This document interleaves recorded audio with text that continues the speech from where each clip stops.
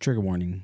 These are recollections of my past experience dealing with my own mortality, trauma, and fears of death, along with other sensitive topics. If you are not in the correct headspace or do not wish to continue listening, you have been warned. What do you remember? So for those who don't know or aren't aware,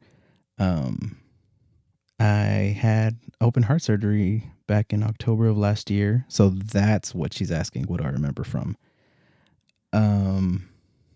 Specifically, what do I remember?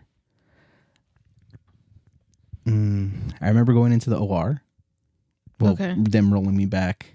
And like then, before the surgery? Yeah. Okay. Remember they're just laying in bed talking with them.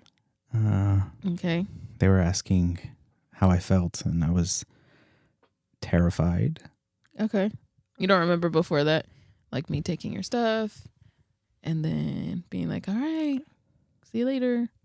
Well, I remember like them saying, okay, you can tell him bye. And you just kind of like looked at me for a moment. Yeah, because it was really awkward. It was very awkward. You're like, give me a kiss. And I was like, this is awkward. And the guy's like, no, it's not. I mean, which made it more awkward. I mean, this is like two people in there watching us kiss. Just like, it's not even that. It was just like super awkward in general. Anyway, it wasn't that awkward. Continue.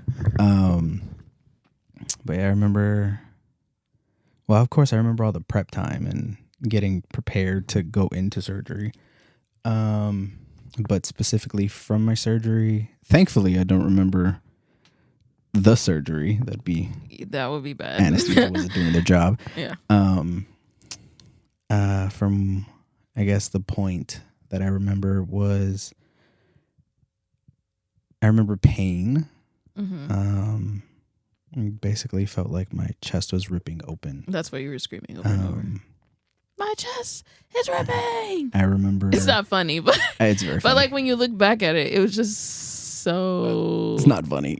It's not funny. It's just like it was so extreme. Not like your reaction was extreme, but just everything that happened was so overwhelming. So like I'm laughing, but not because it's funny, but just because it was like it's bizarre. Anyway, sorry. No, you're fine. But yeah, I remember the pain. I remember saying like my chest felt like it was ripping. For some reason, and in my head, I thought that I like jumped up and like was standing on a bed and telling everyone to call a code. But apparently, you were yelling at us. I was yelling for sure. But apparently, I just like scooted up in a chair. You didn't even do that. I was still laying down? You were still laying in the chair. You were still laying down. So, okay. So, your doctor came out to talk to us. It was me, your mom, and your dad. We were in the waiting room. And he was kind of explaining to us, like, oh, surgery went really well. And then he was like, oh, he had this little hole in his heart. We just closed that up, too, because we were already in there, blah, blah, blah. But he was like, he did really well, blah, blah, blah. Give us about, I think he said like 30 minutes, and then you guys can go see him. So we were like, okay. We were already super nervous because it just felt like it took forever. And the stupid text message thing that I was supposed to get, I never got. They set it up twice for me, and I never got any messages updating me. So I was like already freaking out. Technology. Yeah. So when we got back there, we could only do 2 at a time. So I let your mom and dad go first, I think. I can't remember. But I know at some point we switched. So it's me and your mom. And your mom was like really nervous about going in there because she didn't like seeing like all the wires because you got wires everywhere. I mean, I look sexy as it is, but that was okay. It was not looking great. Anyway, I was not feeling bonita. So you were just laying there, and you were you weren't coming to, but you were like waking up a little bit, but you were still obviously very drowsy. I saw that photo of me. It was like rock on. Yeah, you were saying all kinds of stuff. And the nurses, you had like 2 or 3 nurses, and they were just kind of talking to you, and like you were making jokes, and they were laughing, and I was like, oh gosh, I was so embarrassed. So I was like, yeah, he's out.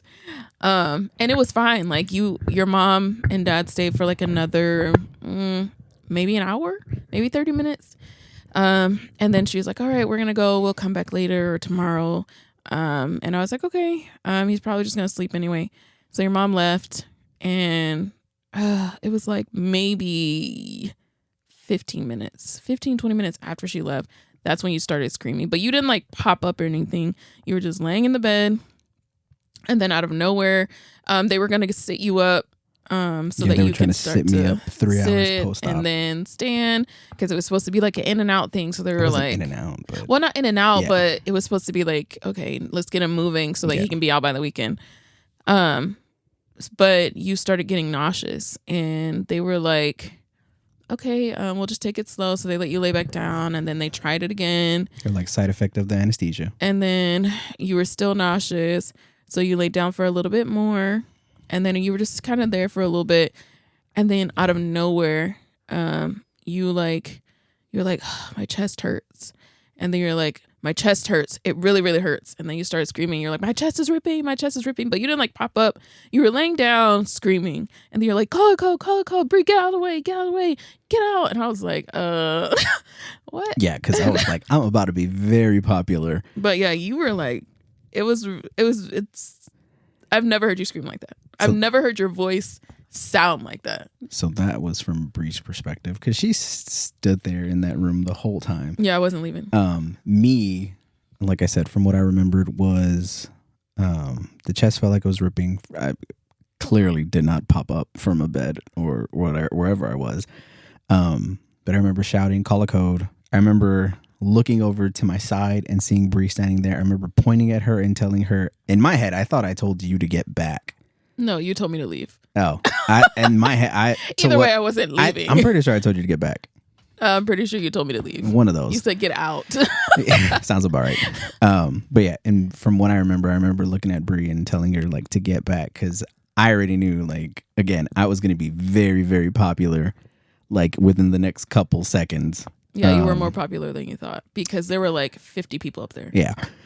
For those who do work in a hospital and have been part of a code, kind of know the whole thing that goes down really, really fast. So we had onlookers, but we also had people. There were multiple onlookers because your case was so unique. It wasn't that that unique. It was very unique. Even the doctors were like very confused.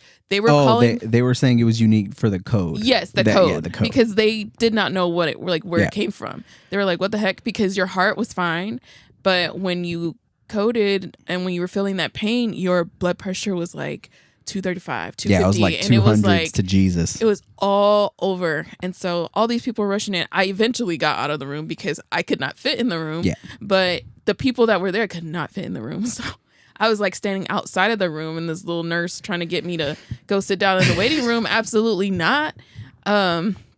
Anyway, so I was standing there staring at you, but they had people coming from every single floor. Like, people were coming down and they're like, "Hi, I'm such and such specialist with such and such. Yep. This is my team. All Here, I'm such all and such." hands on deck. Everybody, people had nothing to do with the specialty. I Yeah, was like, it's you don't just- even. I mean, what are you here they're for? there to help. But yeah, that's the it joy was of the people hospital, from all which people yelling I'm at each thankful other. for. I've never seen Grey's Anatomy, but I'm pretty sure the Please example do not. Do not. of like the okay, well, like Everyone, a I movie. do not endorse what Okay, she's saying sorry, about Grey's never Anatomy mind. right now. Well, any like We've never seen a doctor do compressions. not that, but like any like medical code type situation from a movie, the chaos, it was exactly like that, Oh, yeah. but like 20 times worse. It's like a controlled chaos / It dumpster was fire. insane. Like 20 of this, 20 It's like one epic Miss every Garcia, day. do you need some water? No. Even though I didn't get no Then epic. they give me water. Miss Garcia, we need to sit you down. We don't want you to sit there because if you fall, then we're liable. Like, I'm just moving all over the place, getting pushed. Yeah. And I was not moving. Yeah, thankfully Forget that. she stood by my side. They even Or had me my rub your bed. little toes. Yeah, they apparently had Let her them rub know my that you're toes. here. So I go and rub your big toe It's because very- where else could I go? Because everybody's in your room. Gotta touch that big toe. I was like, I'm here for you. And then not even funny. I mean, I guess after that, I remember waking up like 24 hours later in an unfamiliar ICU bed. Mm-hmm. Just kind of looked around and I was like, something went down. And then I think one of the doctors was there and they just kind of looked at me and they're like, "Hey, you scared us for a moment." And I was like, That's not good. Yeah, and I was like, please don't say anything. Please don't say anything. Please don't say anything. Yeah, I no. did not want to tell you anything because you were already very, very anxious. Like your anxiety was already really high. And they had calmed you down, and I was like, please, nobody come in this room and tell him what happened. I will tell him when it's time to tell him. Well, And then somebody ruined it.